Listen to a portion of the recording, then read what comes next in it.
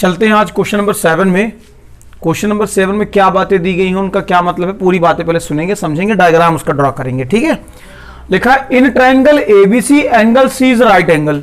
ये क्वेश्चन में दिया है, ये मैं अपने से नहीं लिखा हूं, जो लिखा बोर्ड में ये पूरा question as it is given to proof, जो हमें लिखनी पड़ती हैं सारी बातें क्वेश्चन में, वो बातें मैंने यहां पर लिख करके रख दी हैं पहले से, ताकि इसको पढ़ के इस इंफॉर्मेशन में उसका फिगर ड्रॉ करें और फिगर को ड्रॉ करने के साथ साथ उसे सॉल्व करने की कोशिश करेंगे। तो पहले समझेंगे कुछ बातें। क्या लिखा है, in triangle A B C right angle at C. तो सबसे पहले ट्रायंगल एबीसी ड्रॉ कर लो, और कैसा triangle, right angle triangle. Right angle कहां है बेटा, सी पर राइट एंगल है। और क्या है, ए बी सी कहीं भी लिख सकते हैं, ऐसा कोई जरूरी नहीं कि जहां हमने लिखा वहीं लिखे। ठीक है, राइट एंगल जरूर सी पर ही होना चाहिए, तो मतलब सी पर राइट एंगल है। फिर M is mid point of A B line का मिड पॉइंट है एम। एम जो है मिड पॉइंट है। मिड पॉइंट का मतलब है ये बी से एम तक और ए से एम तक इक्वल दूरी है ना।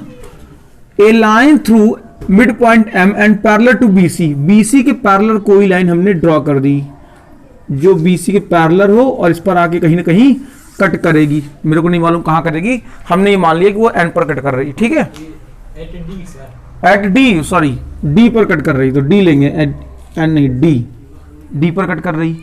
अब क्वेश्चन की भाषा समझें कि हमें लाना क्या है, डी जो है वो मिड पॉइंट है एसी का। दूसरी बात लानी है M D perpendicular on AC, ये परपेंडिकुलर का साइन है। एम डी मतलब एम से डी तक की लाइन परपेंडिकुलर है एसी पर। ठीक है, C M is equal to A M. A M कहाँ बेटा, ए एम। सी एम कहाँ, ये। फिर इसकी बात करेंगे जब थर्ड वाला लाने की कोशिश करेंगे तब बात करेंगे, अभी उसके काम की जरूरत नहीं है। अभी हमें किन बातों की जरूरत है उस बात को देखते हैं। ठीक है, अभी हमें क्वेश्चन में किन बातों की जरूरत है, अभी हमें जरूरत है सबसे पहले कि डी को मिड पॉइंट लाएं। डी जो है वो एसी का मिड पॉइंट है, ये बात लाएं, इस बात की जरूरत है। तो डी को मिड पॉइंट कैसे लाएंगे, इस बात पर थोड़ा चर्चा करते हैं। देखो, यम मिड पॉइंट है ए बी का और ये एम डी पैरेलल है बीसी की, क्वेश्चन में गिवन है। ये मिड पॉइंट है, क्वेश्चन में गिवन है, ये इसके पैरेलल है, ये क्वेश्चन में गिवन है। तो हम ये जानते हैं कि डी भी मिड पॉइंट होगा इस लाइन का। क्यों होगा, क्योंकि by converse of mid point theorem. Converse of mid point theorem में हमने यही किया है कि यदि ये लाइन इसके पैरेलल और ये मिड पॉइंट है तो ये सामने वाली साइड भी मिड पॉइंट होगी। तो कन्वर्स ऑफ मिड पॉइंट से पहली बात तो आ गई, क्लियर। पहले पहली बात ला देते, फिर आगे देखेंगे क्या क्या लाना। ठीक है, तो प्रूफ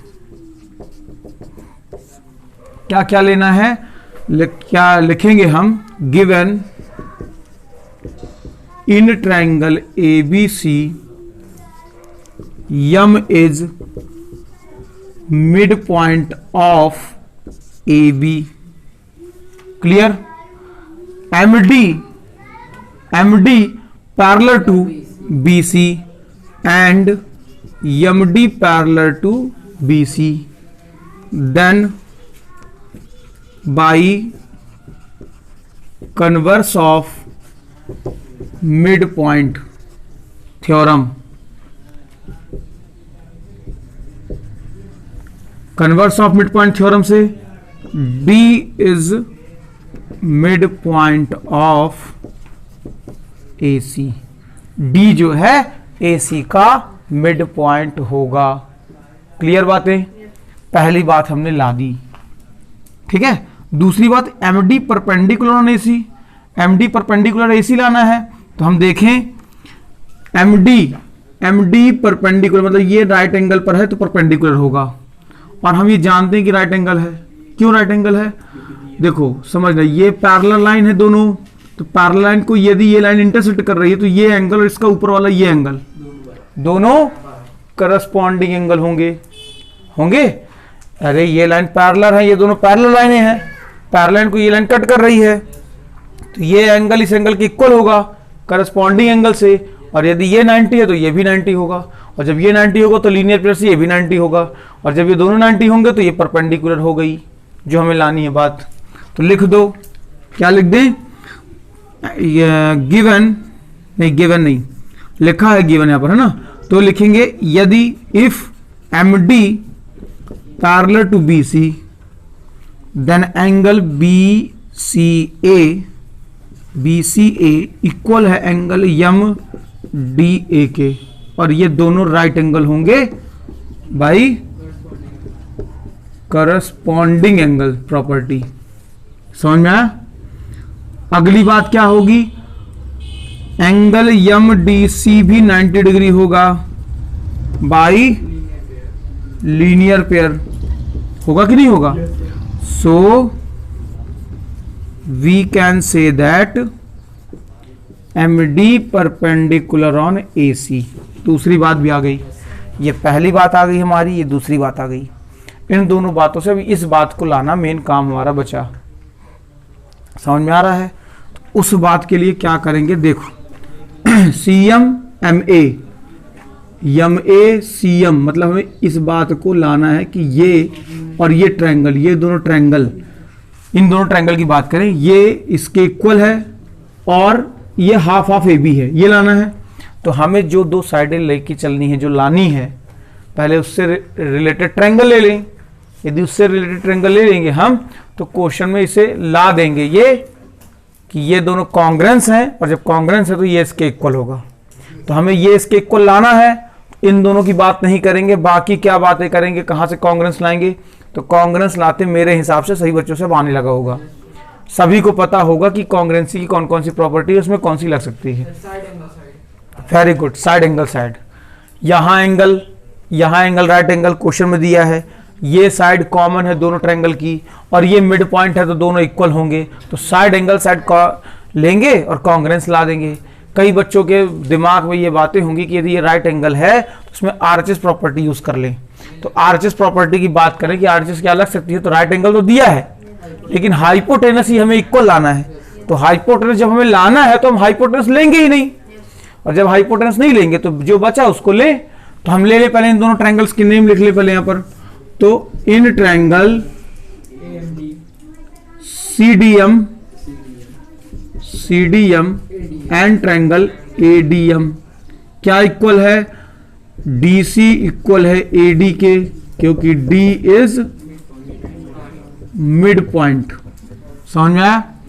दूसरी बात क्या इक्वल है? एंगल ADM इक्वल है एंगल CDM, और ये है राइट एंगल। कहां से? बाय प्रूफ, हमने भी प्रूफ किया, यहां किया। तीसरी बात, MD इक्वल होगा MD के, क्योंकि ये कॉमन है। तो by side angle side property,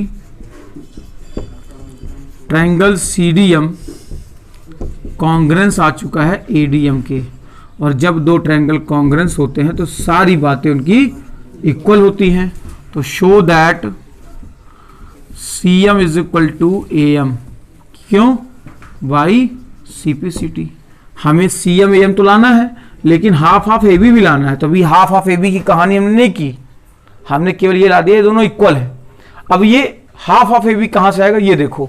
तो हम AB को क्या लिख सकते हैं, देखो AB को हम लिख सकते हैं, A से B तक की लेंथ को हम लिख सकते हैं AM प्लस MB लिख सकते हैं, लेकिन M तो मिड पॉइंट है, तो ये दोनों इक्वल है आपस में। तो हम यहां लिख सकते हैं AB is equal to AM plus AM। क्यों? क्योंकि AM और MB दोनों इक्वल हैं। तो यहां पर दोनों को प्लस कर दो, तो AB is equal to 2AM। 2 को नीचे ला दो तो half of AB is equal to AM। और इस बात को यदि हम ले लेते कि ये इक्वेशन फर्स्ट थी और ये इक्वेशन सेकंड, तो बाई इक्वेशन 1 और 2 क्या आ गया? CM equal to MA equal to half of AB। ये हमें प्रूव करना था। आ गई बेटा सभी को बातें समझ में? लिख लो इसे।